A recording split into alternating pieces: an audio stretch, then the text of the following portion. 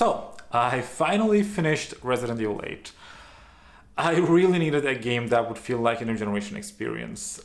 Well, I do not, although I don't have a special bond with Resident Evil as I have with Silent Hill, for example, it still has a special place in my heart. And this game had a great timing, a AAA new generation horror title from a series from which I adored the last game. It was just exactly what I needed. I'm just gonna say it, I just loved the game. There are, of course, a lot of negative points, but I will explain it on the way. Let's chat a little bit about Resident Evil 8.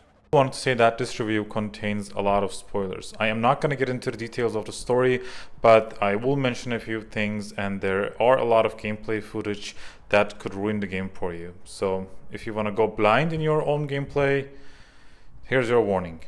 Let's go. Before we start, I just want to say that I will be dividing this video into 4 sections. When I talk about video games or, review games, I don't want to divide the video into like classic sections like, gameplay, sound design, etc. Although I will definitely talk a lot about these aspects of the game during the review. I just want to divide each game individually as it makes sense in my head into different categories or titles. You will understand what I mean. So let's start. We will talk about Resident Evil 8 in these 4 categories. The first one being how do the mechanics of the game work and how well the game is in general. Second one, how were the new generation aspects of the game. The third one being what are some negative aspects of it. And the fourth one is just a general conclusion and if you should buy it. Let's start. Before we start though, I would like to briefly touch on the story. So Resident Evil 8 is a direct continuation of Resident Evil 7. You continue to play with Ethan Winters as the main character as his story goes on after the events in the Baker's house in the last game. As we can all remember, we survived the events of the first game somehow magically. So apparently Mia was pregnant and they decided to move to Europe to forget about their past. We can all agree on, I feel like, that they both should be quite traumatized after the events in Baker's house. So now the baby is born and their life in Romania seems to be settled. We retake the control of the story.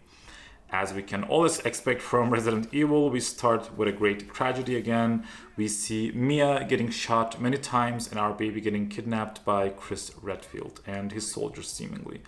We are also taken to a truck and we suddenly wake up to a crash site. Without really knowing what's going on, we follow the trails until we reach to the village in which the game takes place. So let's start with the first section. How well do the mechanics of the game work and how good is the game in general? I will try to keep it short. This game is pretty much Resident Evil 7 with the positive aspects of Resident Evil 4 mixed in. It plays almost exactly like the 7th game. Gameplay wise, the village sections remind me a lot of Resident Evil 7. It is more action packed. The werewolves remind me a lot of the crazy villages from Resident Evil 4, but they are, well, the werewolves are 10 times scarier in my opinion. We also now have our classic Resident Evil 4 item management back with the grid-based suitcase system. And to be honest though, I never felt like I didn't have enough space to put my items in this game. I remember it happening quite often in Resident Evil 4. Well, I of course expanded my storage, I think 2 times during my entire playthrough, but it was all natural with the money I earned. There was only one time that the game told me that I didn't have enough space to put something in my storage, and in that case, I just could rearrange things to create that little space I needed. So that was only one time I felt like I needed more space. It never happened again. Of course, the merchant is back in the form of Duke. That is exactly like the 4th game. It is completely unclear what he has to do with the story. I found really cool though that they stick to the formula, what clearly had a cult following already. There are basically 4 major bosses and 1 main antagonist. They function exactly like the 7th game in that they are not vulnerable to your attacks at the beginning and you have to run away from them, which builds up the horror until they get a form which is damageable. They were all cool in my opinion, but my favorite is, of course, as the entire internet seems to agree with me, Lady Dimitrescu. She is just really cool giant vampire lady, and her section, which was the entire castle segment, was my absolute favorite. The other parts were also really cool, especially the part with Donna Beneviento, I think it's pronounced, which was the only real psychological horror section in the game. Although I like the fact that it was really scary, I just didn't like the all-over gameplay in that section because it felt too much like a generic walking simulator horror games of today. The last section, which played in a factory with Heisenberg, was my least favorite because I just found the robotic, technological, cyber soldier zombies not really fitting with the rest of the game. I don't know, it was just weird. To summarize, the story was good in general, in my opinion. I'm not going to give any spoilers here. It is pretty much what you would expect from a Resident Evil story, but I found it somehow more interesting than normal because its build up on the 7th game was quite well, in my opinion.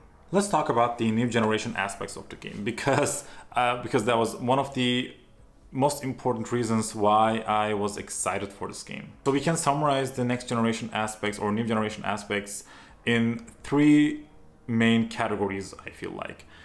The first one being the gorgeous graphics. the graphics, I must say, are really beautiful and make you really feel like you're playing on a new generation or next generation machine. There are some little frame drops here and there, especially in open areas in Village, but they just did not bother me at all whatsoever. Especially the castle section is jaw-dropping gorgeous. The lighting inside, how the curtains look, how real the textures are, is just unbelievable.